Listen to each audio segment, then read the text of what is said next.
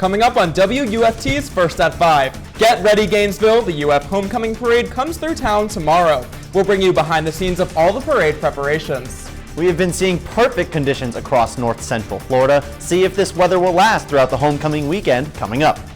Also, near in Gainesville, one item is causing problem for Alachua County Waste Management, disposable vapes. We'll tell you what officials say people should do with them instead of throwing them out.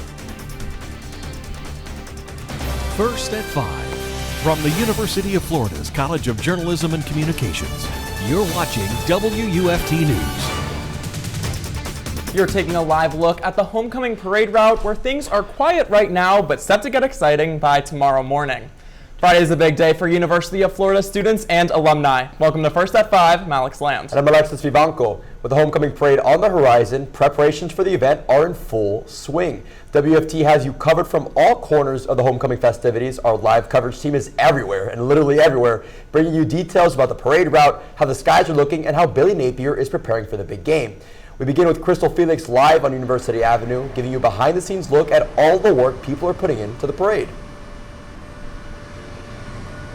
The parade will kick off at University and 13th Street tomorrow at noon and end right here on Main Street. For those that could not attend in person, you could tune in from home. I spoke with the crew appointed with putting on the parade's broadcast, and they have been hard at work putting those final touches on tomorrow's production. Behind all the excitement of Friday's parade, student journalists take on the task of making sure everyone can enjoy the event, even the ones at home. Matt Abramson, director of WFT Media Services, has led the charge on the parade production for the last 5 years, and he says the day starts bright and early. The parade starts at noon. We're there at 5:30, 6 a.m., starting to build the whole production. By 11 o'clock, hopefully it's all plugged in and functioning. We do a little dress rehearsal and then launch our pre-show at about 11:45. His crew consists of around 30 members, talent in front of the camera, behind the camera, and making it all merge seamlessly together in the control room. With an event like this, communication is probably the most important thing, and there's several rounds of communication happening. Abramson enjoys watching the students, like parade anchor Juan Chaoui, get hands-on experience. I love the parade. It's always a great event. It's always fun to be around, so getting the opportunity to be an anchor for that, it's kind of like a dream come true. The broadcast team is joined by special guests like Gator icon Steve Spurrier, Micah Han-Lockton, fresh off the Gators National Championship, and Gainesville city leaders. I'm excited to ask almost every single person that I interview what sound a gator makes, because I think it's a really funny question to ask. It gets people comfortable, and I just want to see Steve Spurrier make a "ah" type of noise.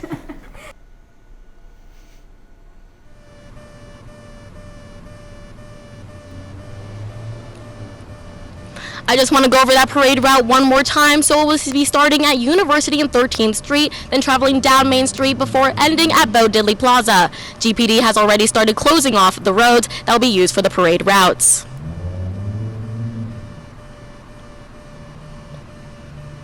Once the parade is over, the next big homecoming event is the Gator Growl starting at 7 p.m. in the O-Dome. Live in Gainesville, Krystal Felix, WUFT News.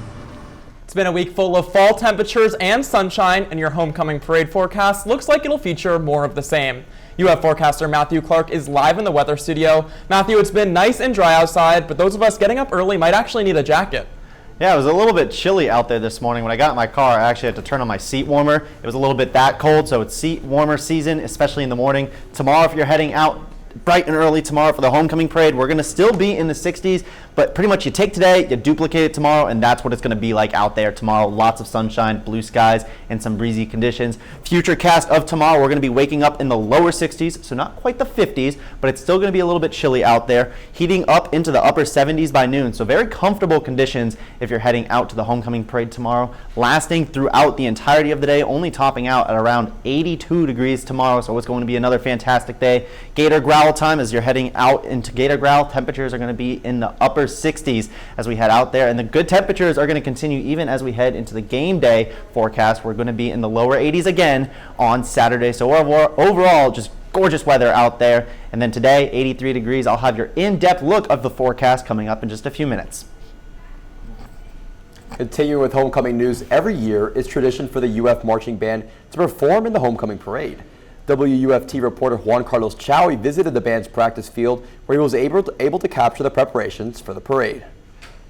On a hot afternoon in Pony Field, Reminder, make sure you check in the UDB and your the Gator Marching Band is getting ready. Whew, it's hot. For the biggest weekend event of the year, the Homecoming Parade. It's a big honor. We only do a max of 2 parades, a minimum of 1 parade a year, so we take it pretty seriously. And to Valeria Salazar, there's nothing like the feeling of leading over 400 people through the streets of Gainesville. For the past 3 years, I've been in the back of the block for the Homecoming Parade, so this is my first time being right in the front, so it'll definitely be a big difference. Getting to lead Gator Band, that definitely has been a dream of mine for a while. But none of this would be possible. So you all will be the first people out of the stands. Without someone to literally look up to. This is my 20th year at the University of Florida. John Watkins is the Associate Director of Bands, and he says effort and precision are what sets the band apart from the rest. I think the biggest thing that people don't see about the band is how much time it takes and how much work they put in. It's tough to play an instrument while marching. If you do it right, if you march correctly, it's usually uncomfortable. Practicing day and night. It's pretty exhausting, but it's a lot of work. It's worth it. The feeling's mutual. That's the best part of my job, is watching the reaction from the audience when they do well. And the one message Watkins has for everyone attending the parade. Clap along, sing along, chomp along, have fun. Because that's our goal, is to create an environment where everybody's having fun. In Gainesville, Juan Chaoui, WUFT News. The UF Band isn't the only group preparing for homecoming weekend festivities. Several city agencies have been working to make sure tomorrow's parade is safe and successful. Gainesville police will be enforcing road blockages and monitoring traffic as crowds gather on West University Avenue and 13th Street. GFO will also be on site for medical emergencies, and Public Works crews will be ready for cleanup in time for Saturday's homecoming game. If you can't make it to the homecoming parade, do not worry. Our team is broadcasting it all live tomorrow. Juan Chaoui, Kira Carl, and Ruben Roberts will bring the parade to you. The show begins at 11:45 a.m. and you can catch it right here on WUFT-TV. And coming up next, there are new concerns about Gainesville disposable vapes entering the waste system. If they're crushed during the disposal process, it could present major issues. We'll tell you why that's the case and the precautions Alachua County hazardous waste officials are taking. Plus, in Marion County, access to opioid addiction treatment is becoming more available. How the county is increasing accessibility after the break.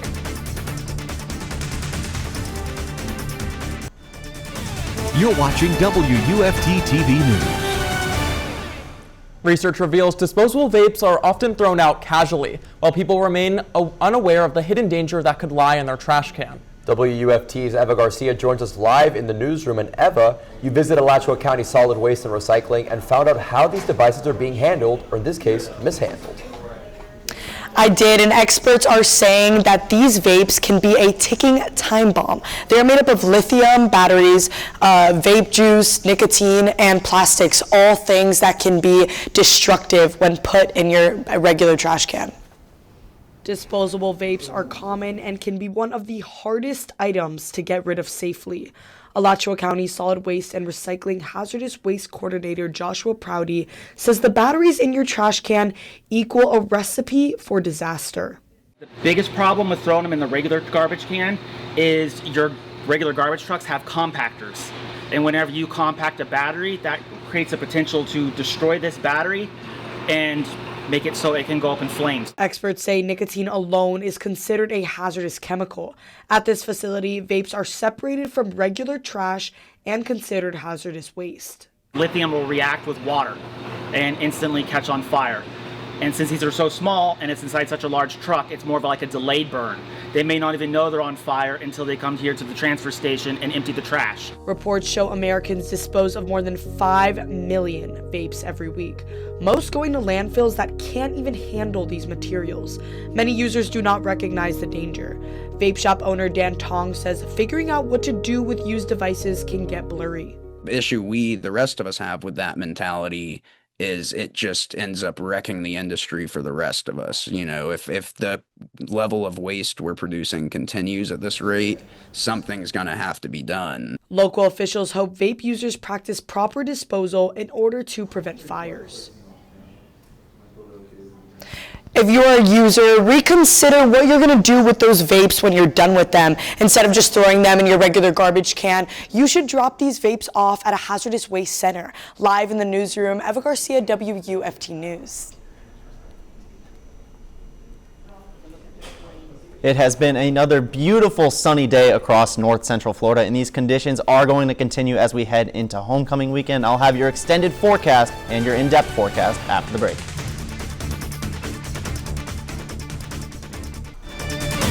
You're watching WUFT-TV News. Welcome back. Guys, I felt like I woke up in a different state this morning. Did not feel like Florida. Cold weather is feeling so nice. I know. It's definitely a great relief from summer. I don't wake up that early, so I don't know exactly what's going on there. He wakes up and it's 80 degrees because it's noon. That's like, what He happened sleeps till here, guys? noon. But no, it was actually in the 50s this morning at around 6 or 7 a.m. 56 here in Gainesville and 54 in Live Oak and Lake City. So off to the west, we were all in the 50s. Along the coast, it was a little bit warmer this morning. So it was definitely a chilly start to the morning. We're going to be waking up in the lower 60s as we head into tomorrow night. Not going to be nearly as chilly, but it still will have a little bit of a chill in the air. Temperature currently 83 degrees, lots of blue skies out there and some white fluffy clouds out in the background. Humidity sitting at 48% and some breezy conditions from the northeast at around 13 miles per hour, gusts up to 20 miles per hour. So it's a little bit windy out there as well. It's just overall feeling quite beautiful as we head into this evening. 83 in Gainesville, 82 Ocala, up to the north, 81 in Lake City. A little bit cooler along the coast, a little bit of stronger winds off the Atlantic coast. So that's why they're feeling a little bit chillier out towards the east. Satellite and radar, those clouds are going to start to dissipate as we head into this evening, leaving for a beautiful orange and blue sunset on homecoming eve. And then, as I was saying, we're going to be only waking up in the lower 60s tomorrow. Still a slight chill in the air though, much better than 71 degrees. We're waking up 62 degrees and dry in Gainesville, 60 in Lake City. Some places like Live Oak could be waking up into the upper 50s as well. And then if you take today and duplicate it into tomorrow, that's what it's going to be like out there for the homecoming parade. Just beautiful conditions overall, lots of sun, blue skies, some breezy conditions, highs only reaching around 82 tomorrows. And then if you duplicate today, tomorrow, and Saturday, that's what you're going to get for Saturday, reaching just about 82 degrees at kickoff, clear skies, dry conditions.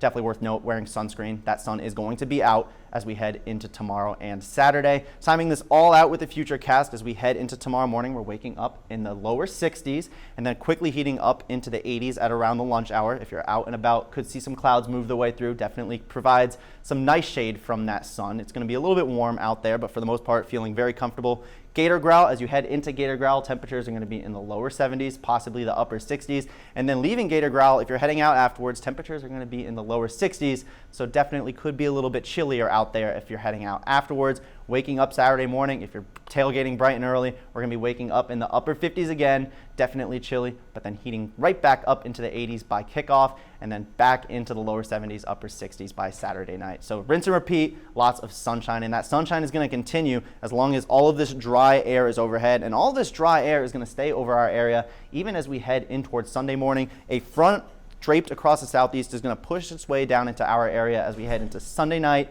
early Monday morning, increasing rain chances to about 20%, and then more dry air behind it, giving us much of the same as we head into next week. Checking in on the tropics, there have been some murmurs of an area that could form in the Caribbean as we head into next week. That wave is currently situated all the way off in the middle of the Atlantic.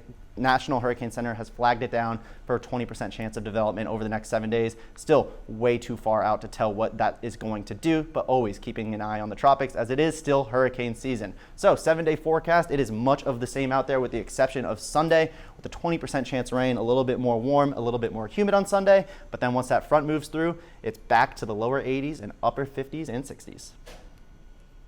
2 Putnam County deputies are facing charges for fraud after the sheriff says they stole thousands of dollars from the department. Investigators say 2 separate investigations revealed Lieutenant Michael Wells and Detective Elias Rivera were reporting false hours on their time cards. Together, detectives reported they stole over $9,000. Wells and Rivera were both fired, and they are charged with felony grand theft and official misconduct. And GPD is asking for help locating 60-year-old Sean Way. He disappeared after being discharged from UF Shands Health Shands Hospital. Way was last seen on Southwest 16th Avenue at about 2 p.m. on October 4th. He's described as 6'1" and 150 pounds, wearing loafer shoes, dark shorts, and a white t-shirt. If you have any information about his whereabouts, please call the Gainesville Police Department. Marion County is getting more funding for 2 projects to stop opioid addiction. The Marion County Commission approved funding for the Coordinated Opioid Recovery Network with $20 million over 18 years. It offers treatment to anyone suffering from addiction. The Commission also approved a $750,000 fund for CORE. Part of that goes toward the Wear Gloves Dignity House, which offers housing for men who are recovering from opioid addiction. And Ocala women are getting more access to precautionary measures against breast cancer. Free mammograms are being offered for women ages 40 to 64 and for women with lower income. The event is taking place at the Mary Sue Rich Community Center in Ocala. It's beginning at 9 in the morning on November 5th. The appointments just take 10 minutes and any insurance plan will be accepted. People won't need a prescription or anything else.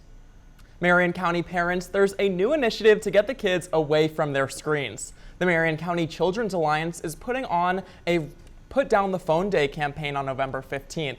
People will have to be off their phones for a few hours if they participate. The goal is to raise awareness about the effects of increased screen time on mental health and relationships. The organization wants people to use their devices in moderation. Coming up in sports, it is homecoming week in the Swamp, which means Gator football has yet another week to show fans the potential this football squad has. Also coming up, one of WFT's reporters is live from Citizens Field, a staple for Gainesville High School football, previewing tonight's matchup. You're watching WUFT-TV News. Welcome back to sports and happy National Sports Day. I'm Heather McKenzie. High school football is back in action tonight with the Gainesville Hurricanes taking on the Williston Red Devils. WFT's Luis Rodriguez Combe is live from Citizens Field to preview the game between 2 teams having very different seasons. Thanks, Heather. Yes, in just a couple hours, these stands will be filled with fans from Hurricanes and fans from the Red Devils. The team will be warming up. The band will also be warming up for a Thursday night matchup between the Hurricanes and the Red Devils, who had 2 remaining games in this regular season. These 2 teams has entirely different seasons. Gainesville High comes into tonight's game looking to bounce back after 4 straight losses, including last week 17-7 setback against Leesburg. On the other side, Williston is red hot, led by coach Robbie Pruitt. The Red Devils have won 6 straight games, and they have done it in dominant fashion, putting up 42 points in back-to-back shootout wins. Gainesville's defeat unfortunately put the record down to 2-5. As for Williston, their win bumped the record up to almost a perfect 6-1. Kickoff is set for 7:30, and Gainesville High will try to pull the upset here in Citizens Field. Reporting live for WFT Sports, I'm Luis Rodriguez Combe. It is homecoming week in the Swamp, and Florida football has sold out the Ben Hill Griffin Stadium for the 16th straight game. Although Gator fans are celebrating a week of activities and traditions, this is the worst start for Gator football since 1986. Reports around the college football landscape are speculating that head coach Billy Napier could be fired soon, with USA Today reporting that athletic director Scott Strickland met with several boosters on Tuesday. For his part, Napier is taking a balanced mental approach. There's no happiness without disappointment, right? There's no growth without struggle, and there's no good days without bad days. If this is Napier's final game as head coach, he will end his Florida career with the 4th worst record of all time. This would be the lowest for a UF coach through 30 games since Raymond Wolf in the 1940s. Florida entered the year with high expectations and inside the preseason top 20, but any chance of competing for a national title is already gone. Instead, they are looking for just their 3rd win of the season against Mississippi State on Saturday. If you want to hear more from Napier, he will be speaking tonight on Gator Talk with Sean Kelly at 7 p.m. on ESPN 98.1, 850 AM WRUF. To dive deeper into the Gators and Bulldogs matchup, you can also watch our student-produced pregame show, Gator Game Day, on Saturday at 2:45 p.m. Florida basketball has a lot of eyes on them after the national championship win. Head coach Todd Golden brought players Alex Condon and Thomas Houck to speak with him at SEC Day yesterday. Golden also spoke highly of transfers Boogie Flond and Xavier Lead as they will contribute in their first seasons. But Boogie, really hard worker, incredibly coachable. He's a great facilitator. He does a great job getting in the paint, making plays for others, really unselfish that way. I look at Xavier as a guy coming in, just a really fantastic offensive player. Golden also said to the media that his best returning front court players, Alex Connon, Thomas Hauk, Ruben Chinyelu, and Micah Hanlockton, will become the leaders of the team and take on new responsibility. Lastly, high school volleyball district playoffs will continue tonight in the Gainesville area. Wilson will face Trenton at 6, Newberry will take on Keystone Heights at 6:30, and at 7, Santa Fe plays Crystal River, Gainesville faces Lecanto, and Buchholz competes against Fletcher. That's it for sports. We will take one last look at weather after the break. Welcome back. Well, it is a copy and paste 7-day forecast. Lots of sunshine. The only exception being Sunday, as a front moves its way through Sunday overnight, keeping us cool as we head into next week. Thanks for joining us. We're back here Monday for another edition of First at 5. But your North Central Florida news is always on at WFT.org and on all of our social media platforms. Have a great night.